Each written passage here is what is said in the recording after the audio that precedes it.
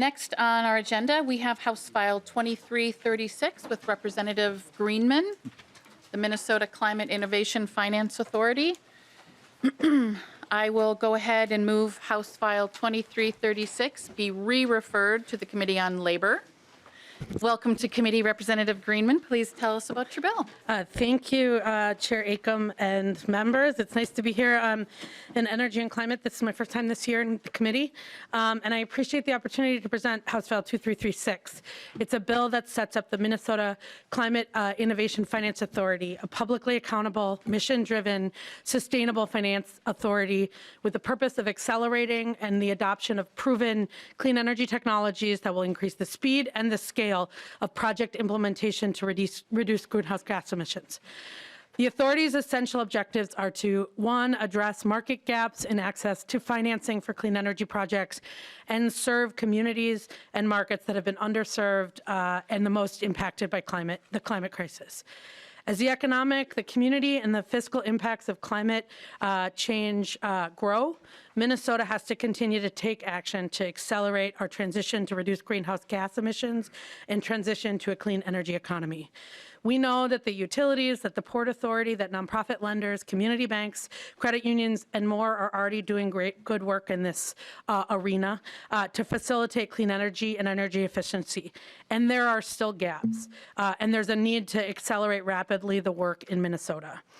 There are projects that go unfunded and needs that are not being met, from energy-saving projects on affordable housing properties to district energy projects and enhanced energy efficiency for farmers. The bill responds to those gaps and the opportunities by setting up a finance authority similar to green banks in other states, an entity to leverage private dollars for significant public dollars for significant private investment in the clean energy future. 17 states have clean energy finance authorities, and they have used over $2.5 billion in public funds to leverage $9 billion in a total investment in clean energy technologies, nearly all from private lenders and investors. The Minnesota Climate Finance Authority strategically uses state and federal dollars to leverage private investment by doing a few things: reducing the perceived risk of projects, pooling projects to create investable opportunities, demonstrating the performance of clean energy projects in our market, and partnering with Minnesota's strong clean energy ecosystem of service providers using additional investments to increase the uptake of existing products and reduce barriers for underserved and low-income populations. Following the model in other states, the authority will become a self-sustaining entity in about 3 years, bringing in revenue to fund its operations. Quickly, what this does is it sets up a publicly accountable authority governed by 11-member board with representation from government and 6 members with qualifications representing Minnesotans impacted by, investing in, and working in our clean energy transition. It requires the authority to develop an investment strategy and plan based on an analysis of the gaps in the market and input from community stakeholders. And it's required to report back to the legislature and the governor with detailed annual updates on the progress, the communities served, and the level of private investment. And the last thing I will say is now is the time to do this. Through the federal IRA's Greenhouse Gas Reduction Fund, there are $20 billion available to state-based entities to support the deployment of emissions-reducing technology. We're still waiting for additional guidance from the EPA, but back of the envelope says Minnesota stands to be eligible to attract $350 million or more. This is a big, important opportunity for Minnesota and a critical step to having the resources we need to accelerate our transition. And with that, Madam Chair, I think we have a few testifiers. Thank you, Representative. First on the list, we have Sarah Wolf with Minnesota Interfaith Power and Light. Welcome to committee. Please state your name for the record and present your testimony. Thank you, Madam Chair and members of the committee. My name is Sarah Wolf. I'm with Minnesota Interfaith Power and Light, and glad to be here to support this bill. As we set policy as a state to guide our transition, we're also looking for ways to maximize that build out to achieve speed, scale, and equity. This tool would be laser focused on mobilizing the projects that would give us investment in emissions reducing technologies and focusing on low income and disadvantaged communities while we do that. The navigators will be able to help communities think about their needs and how participating in this transition can improve their homes and farms, their businesses, neighborhoods, and cities. Thank you very much, Madam Chair. Thank you for your testimony. Next on the list, we have Amber Nakvi. Welcome to committee. Please state your name for the record and proceed. My name is Amber Nakvi. Thank you, Madam Chair and the members of the committee. I am the CEO of a company called Lake Street Solar. We started this company about 2 years ago. We are a for-profit business, and we started this with a mission to bring solar installations to BIPOC and underserved communities on or around Lake Street for the reasons that are obvious. Everything that the bill author mentioned, I've experienced firsthand. We started with 4 projects. In our first year, we delivered those for about $500,000. Star Tribune covered that nicely. In our second year, we've got about 17 projects. We have funding for 2 of them, and we're looking for funding for the rest. My experience, having talking to the lenders, large banks, community banks, local banks, has been, if you're looking for $10 million and you're representing a large portfolio where tax advantage is going to be given to large real estate investors, we have the money. But if you're looking for $1 million, these are too small for us to work on. That's been my experience. Our model is we fund these projects for about 7 to 10 years. During that time, the building owners pay us through the credit that they receive from Excel for the energy that's being produced. At that point, we turn over these installations to the building owners. Thank you. Thank you, Mr. Nakvi. Next, we have Alan Gleckner with Fresh Energy. Welcome to committee. Please state your name for the record and proceed. Thank you, Madam Chair, Representative Greenman, and members of the committee. My name is Alan Gleckner, and I'm here on behalf of Fresh Energy. Fresh Energy is a Minnesota-based clean energy nonprofit working to achieve carbon-neutral economies by mid-century. We appreciate the opportunity to be here today as one of the many organizations in support of House File 2336. This bill builds on the great work already being done in the clean energy and energy conservation space, ensuring that existing programs are able to expand their reach in critical areas and providing new financial and technical assistance tools that make more possible for Minnesota.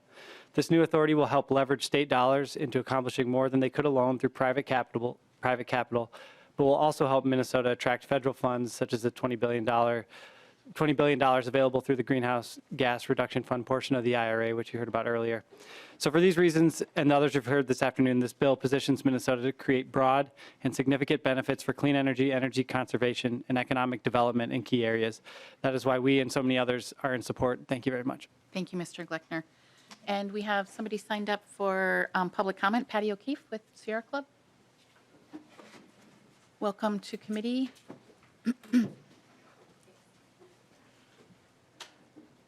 Please state your name for the record and proceed.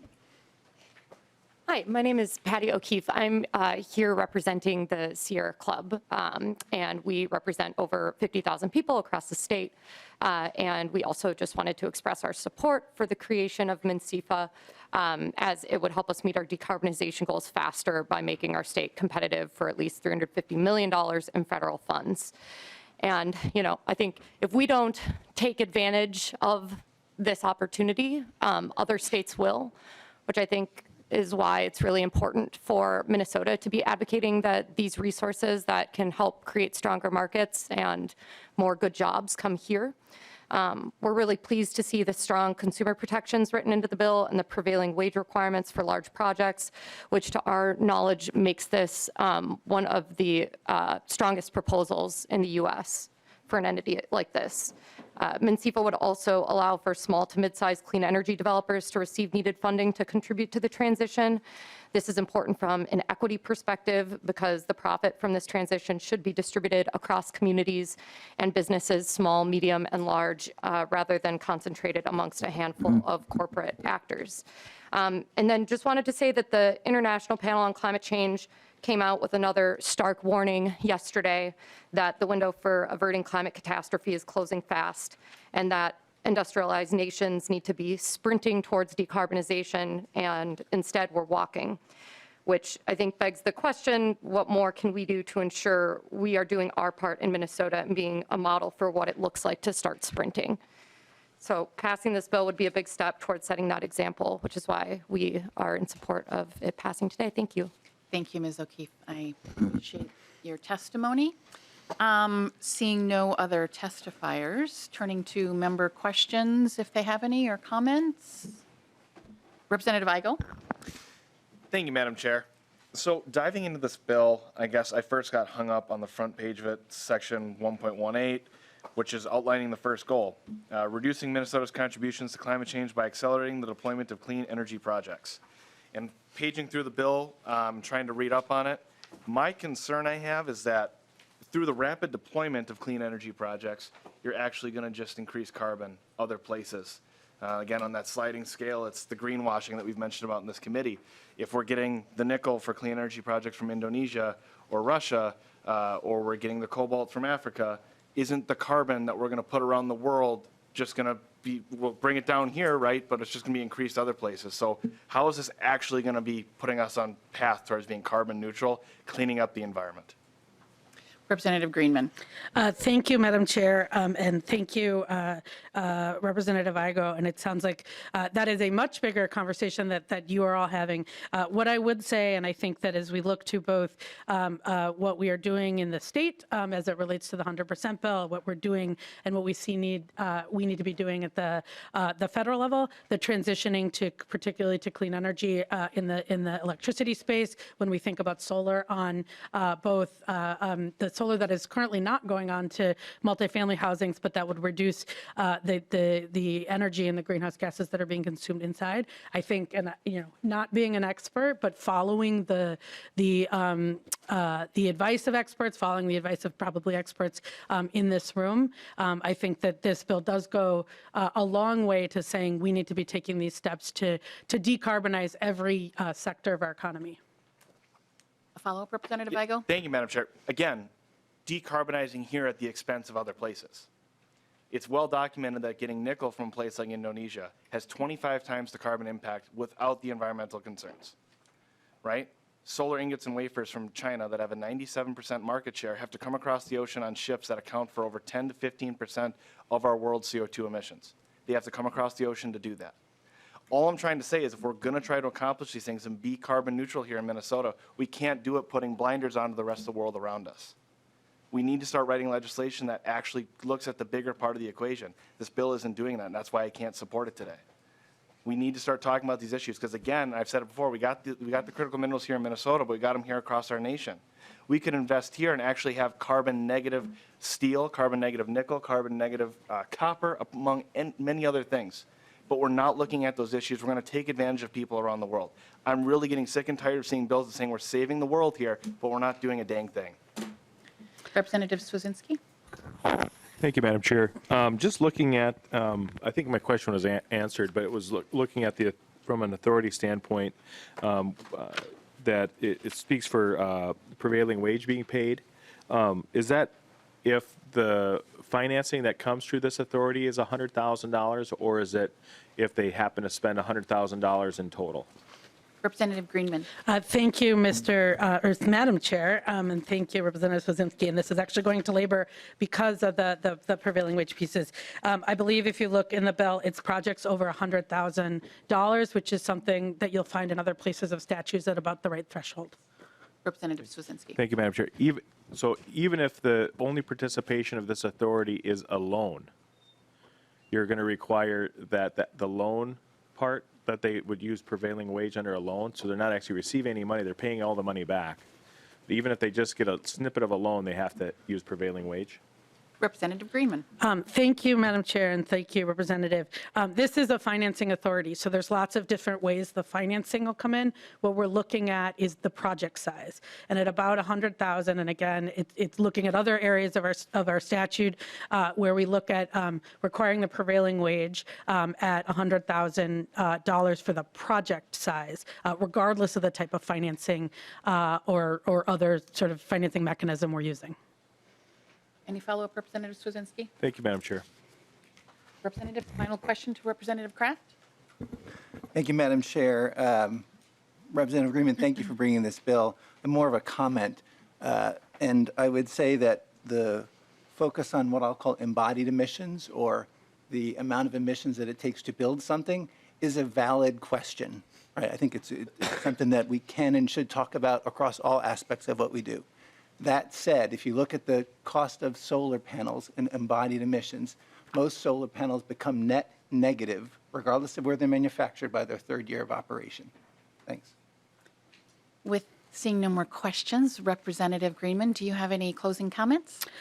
Just briefly, Madam Chair, this authority, and I really appreciate the conversations, particularly about laborers and workers, because one of the things that we have done is really ensure that we are investing not just the money in the projects, but ensuring that these projects are both focused on communities that have been impacted both by environmental racism and also by the transition from fossil fuels to clean energy. And so when we think about creating a clean energy economy, we also wanted that to be an economy that has good family-sustaining jobs and workplace democracy. And so I appreciate those comments. And with that, I would ask for your support. Great. With that, I will renew my motion that House File 2336 be re-referred to the Committee on Labor. All those in favor, any discussion to that? All those in favor say aye. Aye. Opposed, say nay. No. The motion prevails and the amendment is adopted. Thank you, Representative Greenman, and the testifiers. Madam Chair. The bill is re-referred. That's what I meant. Thank you, Madam Chair. Wall.